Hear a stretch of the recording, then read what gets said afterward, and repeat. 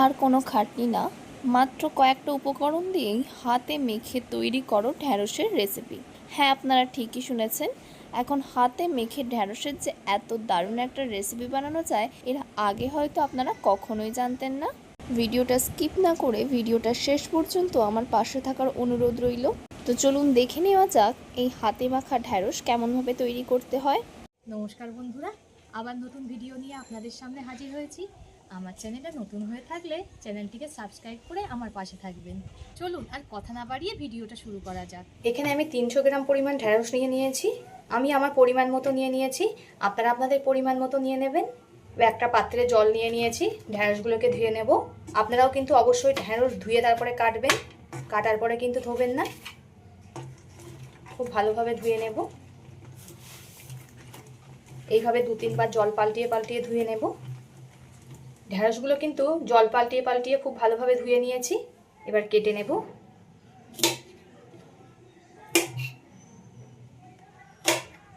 একটু বড় বড় করেই কেটে নেব।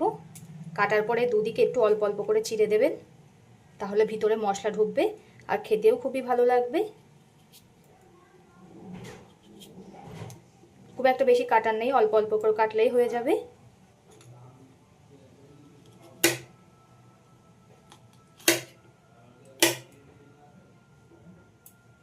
এইভাবে সব ঢ্যাঁড়সগুলোকে কেটে নেব। ঢ্যাঁড়সগুলো কিন্তু আমি সব কেটে নিয়েছি আর কাটার পরে দুদিকে অল্প অল্প করে চিড়ে নিয়েছি। এইভাবে করলে ঢ্যাঁড়সের মধ্যে সব মশলাগুলো ঢুকে যাবে আর খেতে বেশি ভালো লাগবে। এইবারে ঢ্যাঁড়সের মধ্যে দিয়ে দেব 2 চামচ গ্রেট করে রাখা পেঁয়াজ। পেঁয়াজটা কিন্তু আপনারা বেটে দেবেন না, গ্রেট করেই দেবেন। 2 চামচ দিয়ে দিলাম। 1 চামচ দিয়ে দেব রসুন, এটাকেও গ্রেট করে নিয়েছি। এবার এতে দিয়ে দেব এই ছোট চামচের মাপ করে 1 চামচ ধনিয়া গুঁড়ো। সমপরিমাণ দিয়ে দিলাম জিরে গুঁড়ো, দিয়ে দেব লঙ্কার গুঁড়ো, স্বাদ মতো দিয়ে দেব লবণ, দিয়ে দেব পরিমাণ মতো হলুদ গুঁড়ো। এবার এতে দিয়ে দেব 1 চামচ বেসন। বেসনটা আপনারা অবশ্যই দেবেন। এবার দিয়ে দেব এই চামচের মাপ করে 1 চামচ সর্ষের তেল। এবার সব কিছু হাত দিয়ে খুব ভালোভাবে মাখিয়ে নিতে হবে, প্রত্যেকটা ঢ্যাঁড়সের গায়ে যেন মশলাগুলো লেগে যায়। এই রেসিপিতে বেসনটা কিন্তু অবশ্যই দিতে হবে। বেসন দিলে একটা সুন্দর একটা গ্রেভি মতো তৈরি হবে আর খেতেও খুবই সুন্দর হবে। দেখুন আমি প্রত্যেকটা ঢ্যাঁড়সের গায়ে মশলাগুলো ভালো করে লাগিয়ে নিচ্ছি। আমার সব কিছু মাখানো হয়ে গেছে। এদিকে আমি কড়া গরম হতে বসিয়ে দিয়েছি। কড়াটা গরম হয়ে গেছে, এতে দিয়ে দেব সর্ষের তেল। গরম তেলের মধ্যে দিয়ে দিলাম শুকনো লঙ্কা, দিয়ে দিলাম কাঁচা জিরে। এবার দিয়ে দেব সমপরিমাণ সর্ষে। ফোড়ন থেকে যখন একটা হালকা মিষ্টি গন্ধ বেরাবে তখন এতে দিয়ে দিতে হবে সব কিছু দিয়ে মাখিয়ে রাখা ঢ্যাঁড়সটা। আঁচটা মিডিয়ামে রেখে ঢ্যাঁড়সটাকে খুব ভালোভাবে কষিয়ে নিতে হবে। খুব ভালোভাবে কিন্তু কষিয়ে নিতে হবে। যত সুন্দর করে কষাবেন খেতে বেশি মজা হবে।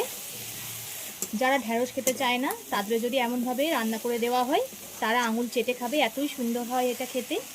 মাঝে মধ্যে কিন্তু নেড়ে দেবেন, না হলে তলায় লেগে যাবে। আমার বন্ধুরা কে কোথার থেকে দেখছেন কমেন্ট করে জানাবেন, তাহলে আমি বুঝতে পাবো আমার বন্ধুরা কোথার থেকে দেখছে। আর আপনারা এত সুন্দর সুন্দর কমেন্ট করেন, আমার পড়তে ভীষণই ভালো লাগে।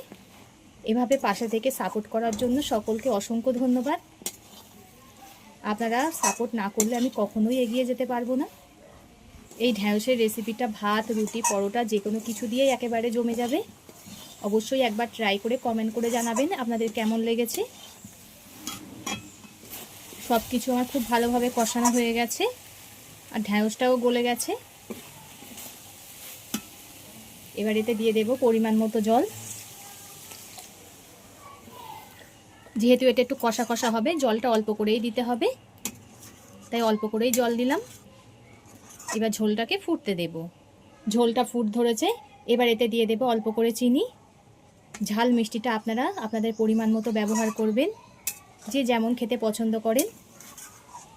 চিনিটা আমি অল্প করে দিলাম সব কিছুই স্বাদকে ব্যালেন্স করার জন্য। ঝোলটাকে খুব ভালোভাবে ফুটিয়ে নেব। ঝোলটা ফুটে দেখুন কতটা কমে গেছে আর কত সুন্দর একটা গ্রেভি তৈরি হয়েছে, একটা মাখো মাখো ব্যাপার এসছে। এটা কিন্তু বন্ধুরা খেতে খুবই ভালো লাগে, ছোট থেকে বড় সবাই পছন্দ করে। আর আমরা ঢ্যাঁড়সের একই ধরনের রেসিপি খেতে খেতে বোর হয়ে যাই, তখন এমন একটা রেসিপি করা যেতেই পারে। এই রেসিপিটা যাকেই একবার খেতে দেবেন সে জিজ্ঞাসা করবে কেমনভাবে বানালে গো, এতটাই দারুণ হয় এটা খেতে। আশা করি এই সিম্পলভাবে তৈরি করা ঢ্যাঁড়সের রেসিপি আপনাদের সকলেরই ভালো লেগেছে। কার কার ভালো লেগেছে আর কেমন লেগেছে কমেন্ট করে জানাবেন। তো এতক্ষণ ধৈর্য ধরে ভিডিওটা দেখার জন্য সকলকে অসংখ্য ধন্যবাদ। সবাই সুস্থ থাকবেন, ভালো থাকবেন। পরবর্তী একটা নতুন ভিডিও নিয়ে আপনাদের সামনে আবার হাজির হচ্ছি।